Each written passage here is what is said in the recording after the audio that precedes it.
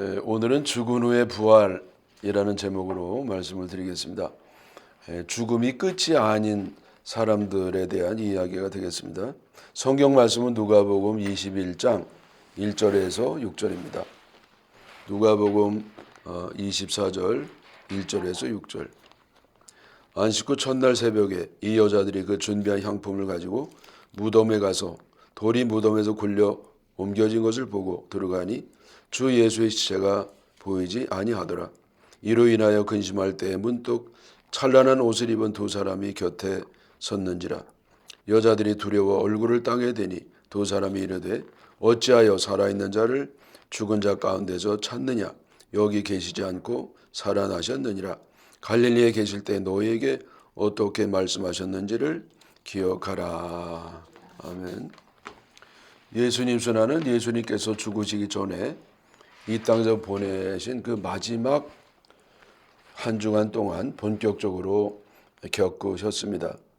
예수님은 고난주간 하루 전에 주님이 다시 살려주신 베다니에 살고 있던 나사로에게 가서 그 최후의 밤을 주무셨습니다. 그리고 그 다음 날 드디어 예루살렘에 들어가셨습니다. 예수님이 이때 예루살렘 처음 가는 건 아니에요. 그 전에도 몇 번 물론 가졌겠습니다만은 이제 예루살렘에는 이때는 십자가를 지시러 인류를 구원하시려고 들어가게 되었던 것이었습니다. 예수님이 오신다고 하는 소식을 들은 사람들은 예수님께 몰려들었습니다. 입던 옷을 길에 깐다든지 또 종려나무 가지를 꺾어가지고 길에 깔면서 주님을 영접을 했습니다.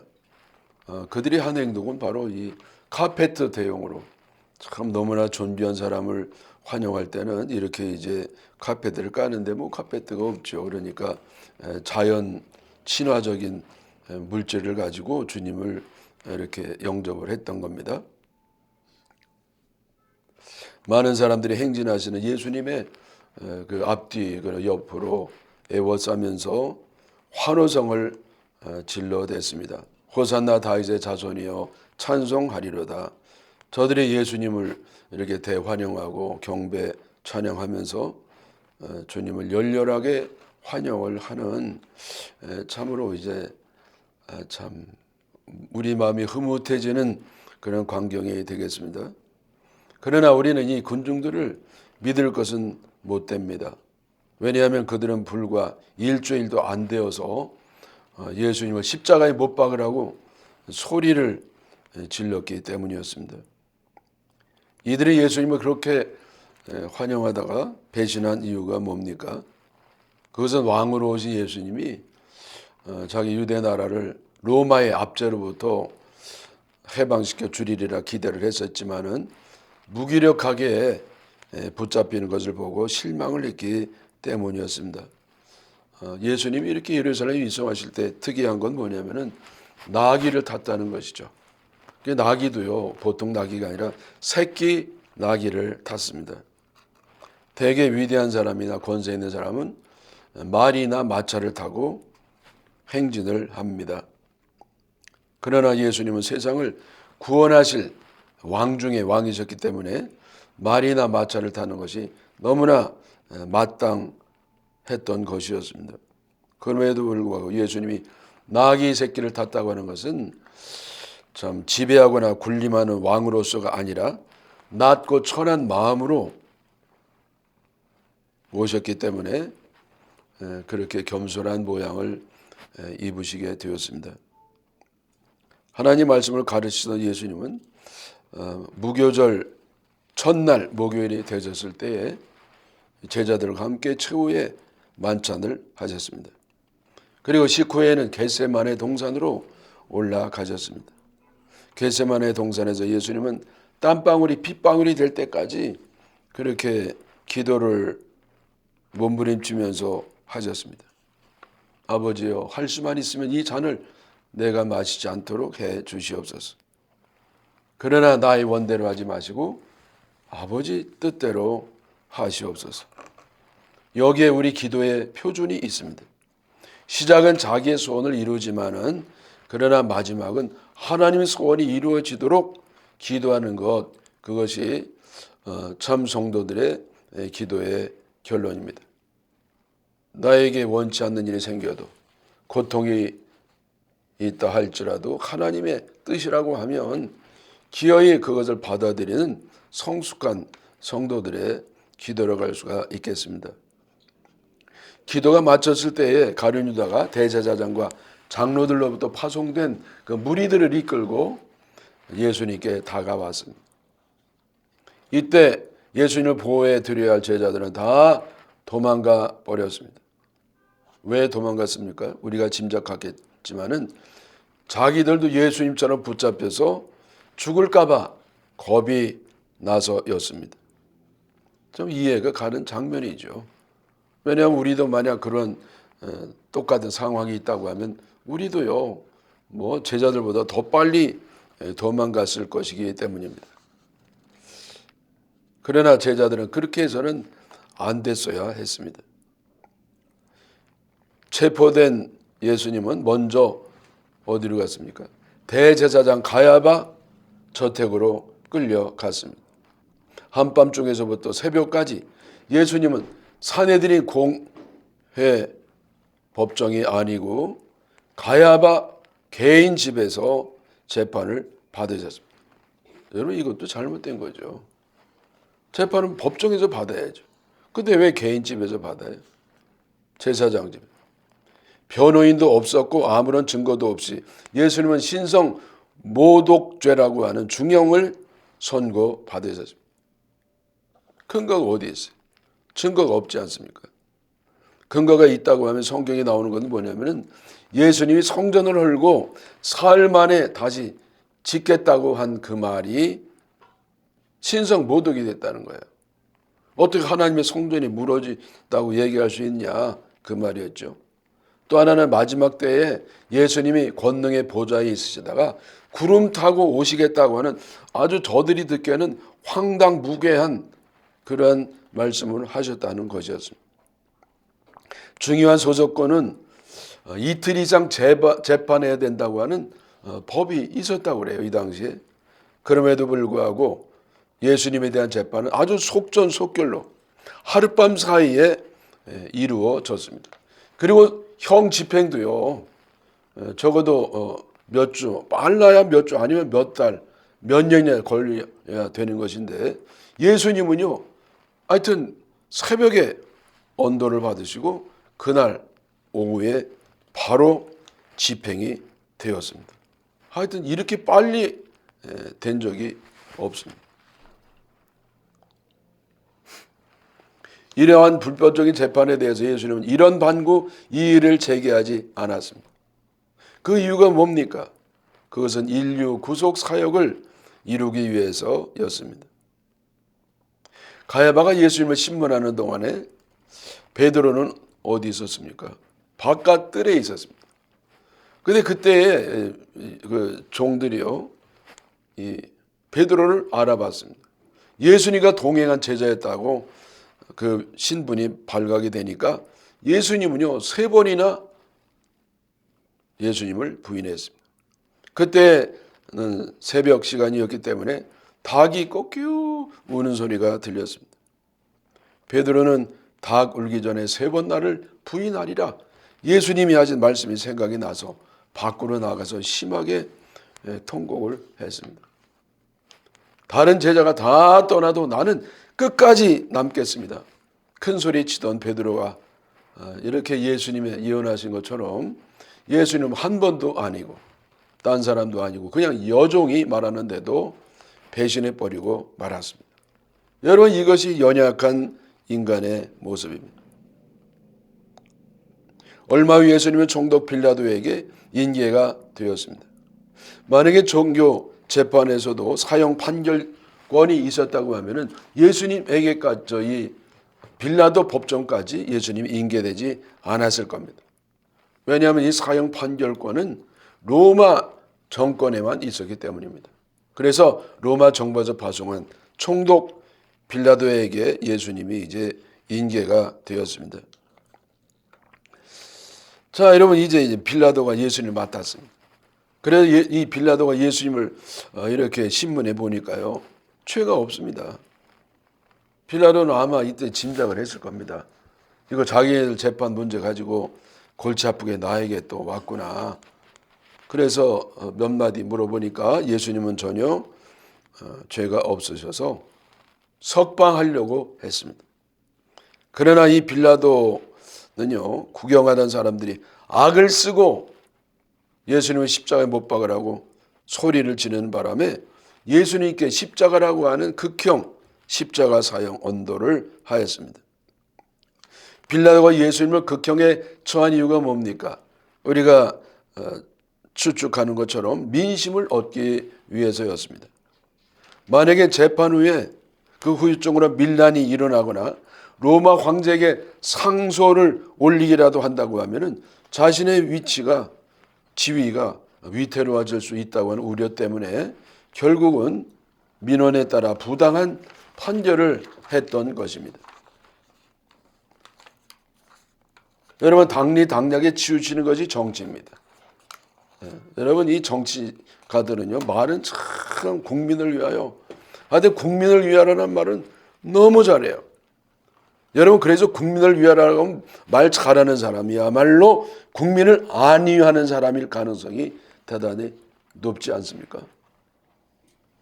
참된 신앙을 갖지 않는 사람은 좀 자신들만을 위한 사리사욕을 채우는 그런 정치를 하게 됩니다. 빌라도는 군중들에게 밀려가지고 예수님을 채찍질하도록 십자가에 못 박히도록 사형 집행인들에게 넘겨주었습니다.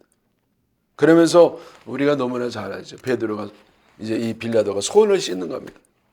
공개적으로 씻었다고 성경에 기록되어 있어요. 여러분, 화장실에 가서 손 씻는데 그게 공개가 돼. 근데 공개적, 아니 대야를 갖고 나와서 여러 사람 보는 데서 이게 씻었다는 얘기예요. 왜?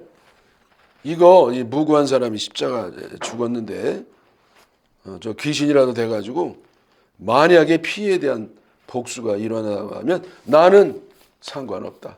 죄 없다. 내가 죽인 거 아니다. 너희들이 십자가 죽이라고 소리를 질렀으니까 너희들이 그 빚값을 받으라. 그렇게 하면서 손을 씻은 겁니다. 여러분, 그러나 아이라니카라도요, 이 온 수천 년 동안 기독교인들이 사도신경을 외울 때마다 빌라도에게 고난을 받으사, 그래서 이 빌라도는 죄가 있다고 하는 것이 역사적으로 언급되어 왔습니다. 사형 집행관에게 인계된 예수님은 옷을 벗기우고 죄색 옷으로 갈아입혀졌습니다. 채찍을 40대 맞으시고 머리에는 가시 면류관이 씌워졌습니다. 여러분, 이 사형 집행관이요, 이거는 예수님을 조롱하느라고 그렇게 가시 면류관을 머리에 씌우셨죠. 내가 왕이라고? 그럼 어디 네가 왕 맛 좀 봐라.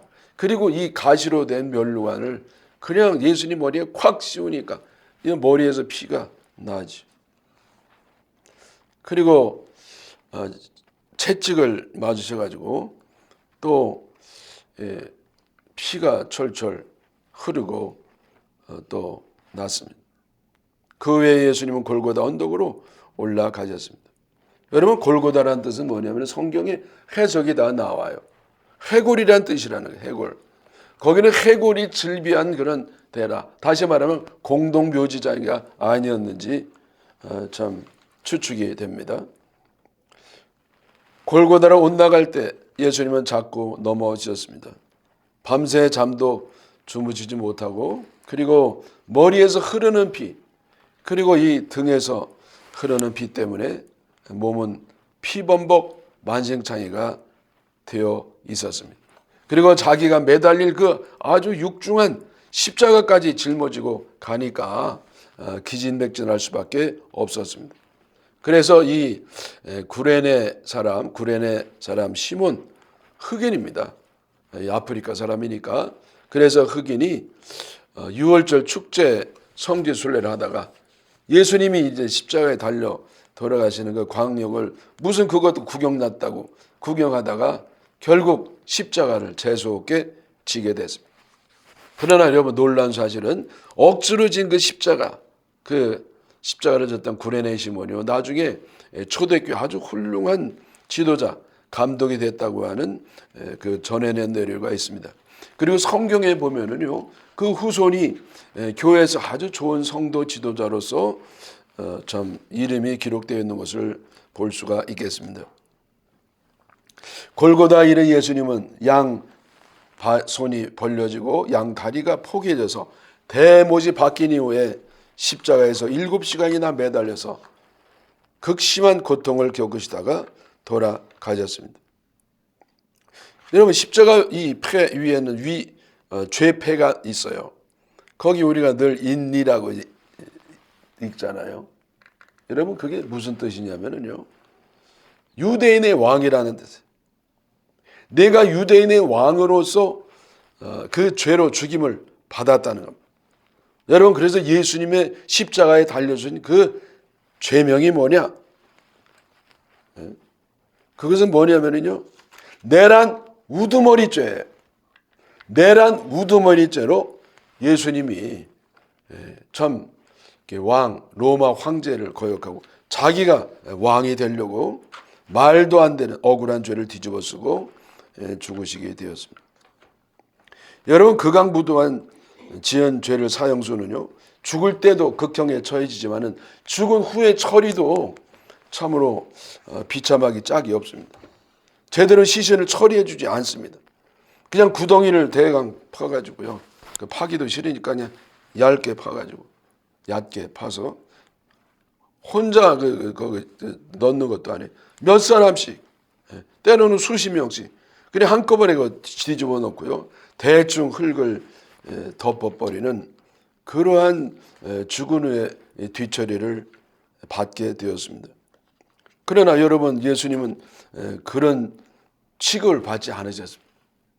왜냐하면 아리마대 요셉이라고 하는 훌륭한 사람이 있었기 때문에 이 사람은 예수님을 믿었던 사람이에요. 그리고 그 사형 집행관의 시체를 놔달라. 그 주나요? 못 주죠. 그러니까 세도가 대단했던 사람으로 보입니다. 그래서 자기 가족이 이제 거기 가서 이제 죽을 그 가족 묘지 새로 만든 아주 좋은 묘지에 예수님이 참 정성껏 안치가 되었습니다. 여러분 이 참된 성도는요 예수님을 믿었기 때문에 참 억울한 일을 당하기도 하고 손해를 보기도 하고 명예가 실추되는 한이 있다 할지라도 그래도 헌신하는 사람 그런 사람이 진정한 성도인 줄 믿습니다. 예수님이 돌아가신 다음 날은 토요일입니다. 이때 대제사장과 바리새인들이 함께 모여서 빌라도에게 왔습니다. 안식일 쉬는 날에 왔어요. 왜냐하면 이것은 너무 중요한 일이기 때문에 온 겁니다. 빌라도에 와서 뭐라고 얘기했냐면은 이 무덤을 철저히 지키라는 겁니다. 왜냐하면 이 예수님이 살아있을 때도 예수님 부활할 거라고 소문이 돌았고 그리고 제자들이 죽은 예수님 훔쳐다가 예수님이 부활했다고 하면 어떡하느냐 큰일 난다. 그래 철저히 지키라. 그래서 평소에는 하지 아니하는 그 무덤 처리를 했는데 뭐냐면은 완전히 시멘트로 봉인해 버렸어요. 돌문으로. 그리고 거기 보초가 서죠. 여러분 죽은 사람에게 보초 서는 게 어디 있습니까? 네? 그만큼 이들은 죄책감이 심했고 예수님에 대해서 철저히 은폐하려고 했습니다. 여러분 보통 이야기는 이렇게 죽음으로 끝납니다. 여러분 죽음은 다 끝나는 거예요. 그러나 예수님 이야기는 계속이 됩니다. 예수님 십자가 지실 때가 언제죠? 금요일이에요. 다음 날은 토요일 안식일이고 그리고 이 월요일 안식 후 첫날 새벽에 이 막달라 마리아와 다른 마리아가 예수님을 보려고 급하게 달려갔습니다. 손에는 예수님 시신의 반려들을 아주 귀한 기름을 가지고 있어요. 그런데 이들이 무덤에 도착했을 때 기절초풍할 일이 벌어지게 된 겁니다. 왜냐하면 무덤 돌문이 열려 있고요. 봉인했던 게 보초도 어디 가버렸고 그리고 무엇보다도 그 안에 계셔야 할 예수님 시신이 온데간데 없어진 겁니다. 이들은 너무나 충격받아가지고 벌벌 떨고 있을 때 천사가 나타나서 무서워 말라. 왜 산자를 죽은 자 가운데 찾느냐? 예수님 말씀하신 대로 부활하셨느니라. 그렇게 말씀을 전했습니다. 그래서 이 여인들은요, 또 기쁨과 큰 공포를 가지고 제자들에게 달려가다가 부활하신 예수님을 만났습니다. 그리고 제자들에게 그 보고했더니 이제는 제자들도 무덤에 가서 확인하고 이제는 예수님이 부활했다고 하는 것이 그 이후에 계속해서 나옵니다. 로마서 6장 5절에 만일 우리가 그의 죽으심과 같은 모양으로 연합한 자가 되었으면 또한 그의 부활과 같은 모양으로 연합한 자도 자가 되리라. 여러분, 예수님 부활을 믿는 사람은 예수님과 연합한다는 거예요. 부활도 연합한다. 그래서 우리는요, 죽어도 예수님을 부활을 믿는 사람은 예수님 부활하는 것처럼 우리도 부활한다는 그것이 성경의 증언인 줄 믿습니다. 예수님은 전지전능하신 하나님 아들로서 이 세상을 구원하러 오셔서 악한 자들에게 고난을 당하시고 억울한 죽음을 당하셨습니다. 그러나 그게 끝이 아니었어요. 다시 살아서 승리를 하셨습니다. 여러분, 이 참된 성도들은 악한 세상에 살아갈 때 악한 세력에게 핍박당하고 고난당할 수가 있습니다. 모든 걸 빼앗길 수도 있어요. 세상이 너무 악할 때 성도들은 핍박을 당할 뿐만 아니라 영적으로 육적으로 죽임 당할 수도 있습니다. 그러나 그게 끝이 아닙니다. 다시 일어납니다.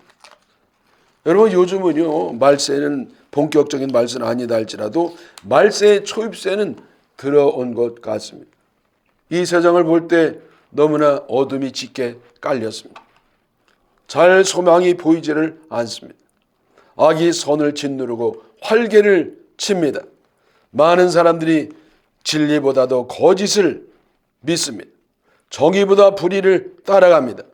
손해보는 진실한 삶보다도 이익보는 거짓의 삶을 택하면서 삽니다. 여러분, 이런 일은 요새만 있는 거 아니죠. 인류 역사 대대로 이런 일이 있어 왔지만은 그러나 세상 끝이 다가가면서 이런 일이 보편적으로 다반사가 되는 그것을 보는 아픔이 우리들에게 있습니다. 많은 사람들이 하나님을 사랑하지 않고 세상 물질과 육체적 쾌락을 좋아합니다. 교회를 욕하면서 떠나가고 우상 숭배 그리고 마귀 하수인인 독재 권력자를 추종하며 삽니다. 하늘나라로 가려고 애쓰는 것보다는 마귀 유혹에 빠져가지고 이 세상을 탐닉하다가 지옥으로 떨어지고 있습니다. 여러분, 그러나 이러한 어둠의 지배가 끝이 아닙니다. 부활이 끝입니다. 예수님 부활을 믿는 자에게는 무덤까지도 박차고 다시 일어나는 게 끝이고 진리와 정의와 하나님 뜻이 최후의 승리를 얻는 게 끝인 줄 믿습니다. 고린도전서 15장 51절에서 58절까지 고린도전서 15장 51절 보라 내가 너에게 비밀을 말하노니 우리가 다 잠잘 것이 아니요 마지막 나팔의 순식간에 호련히 다 변화되리니 나팔 소리가 나매 죽은 자들이 썩지 아니할 것으로 다시 살아나고 우리도 변화되리라. 이 썩을 것이 반드시 썩지 아니할 것을 입겠고 이 죽을 것이 죽지 아니함을 입으리로다. 이 썩을 것이 썩지 아니함을 입고 이 죽을 것이 죽지 아니함을 입을 때에는 사망을 삼키고 이기리라고 기록된 말씀이 이루어지리라. 사망아 너의 승리가 어디 있느냐? 사망아 네가 쏘는 것이 어디 있느냐? 사망이 쏘는 것은 죄요 죄의 권능은 율법이라. 우리 주 예수 그리스도로 말미암아 우리에게 승리를 주시는 하나님께 감사하노니 그러므로 내 사랑하는 형제들아 견실하며 흔들리지 말고 항상 주의 일에 더욱 힘쓰는 자들이 되라. 이는 너희 수고가 주 안에서 헛되지 않은 줄 알미라. 아멘.